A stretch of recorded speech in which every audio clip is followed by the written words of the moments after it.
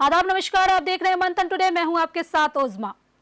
मोकामा एक बार फिर सियासत की देसी कढ़ाई में उबल रहा है। वहीं मोकामा जहां राजनीति कभी भाषणों से नहीं ताकत के संकेतों से चलती है, रविवार को पटना में जो हुआ उसने बिहार की राजनीति में कई दबे हुए सवालों को अचानक जिंदा कर दिया।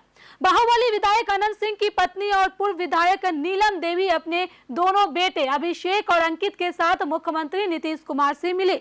नाम दिया गया शिष्टाचार भेंट का, लेकिन बिहार की राजनीति में शिष्टाचार अक्सर रणनीति का मुखौटा होता है। इस मुलाकात से ठीक एक दिन पहले यही परिवार केंद्रीय मंत्री और जेडीयू के कद्दावर नेता ललन सिंह से भी मिल चुके हैं। अब सवाल ये है कि क्या मोकामा की राजनीति में सब कुछ सहयोग से हो रहा है या फिर आने वाले विधानसभा चुनाव से पहले शतरंज की बिसात पर मोहरे सलीके से सजाए जा रहे हैं।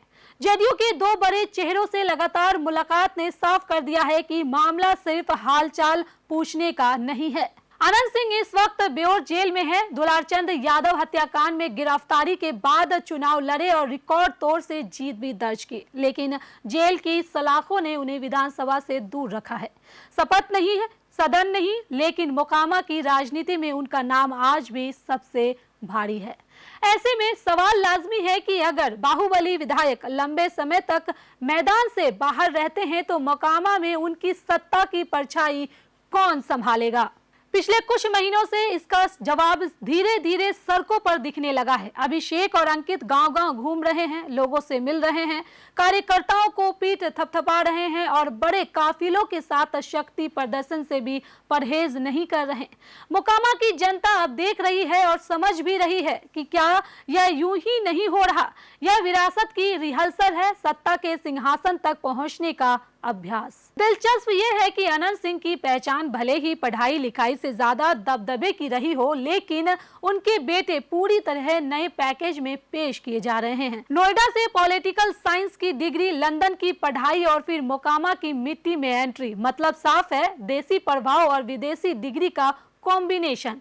सवाल ये है कि क्या मोकामा सिर्फ डिग्री देखकर वोट करता है या फिर वहां अब भी नाम और नेटवर्क ही सबसे बड़ी पूंजी है? नीतीश कुमार से मुलाकात को हल्के में लेना जेडीयू को जानने वालों की भूल होगी। नीतीश बिना सोचे समझे संकेत नहीं देते।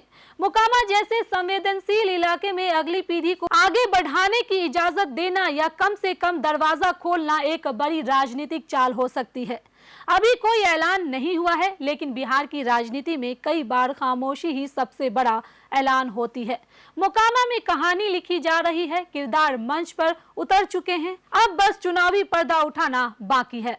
तो चलिए फिलहाल इस खबर में बस इतना ही। देश दुनिया की ऐसी तमाम बड़ी खबरों के लिए बने रहे मंथन टुडे के साथ ही हमारे चैनल को लाइक करें, सब्सक्राइब करें, फॉलो करें और निष्पक्ष पत्रकारिता देखना है तो देखते रहे मंथन टुडे। बहुत बहुत शुक्रिया।